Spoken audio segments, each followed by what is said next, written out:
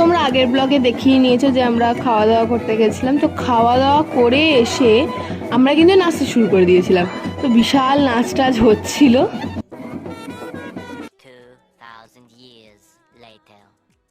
তারপর এসে দেখি এত সুন্দর একটা মোমেন্ট, তো ভীষণ ভালো লাগছিল দুজনকে, লাইক পুরো যুগলবন্দি লাগছিল। তো সেটাই দেখছিলাম আমরা। তারপর ওদেরকে নিয়ে যাওয়া হয়েছিল বাসর ঘরে। তুমি কেঁদো কিন্তু দিদিকে কাঁদিও না, তুমি কেঁদো কিন্তু দিদিকে কান্দিও না।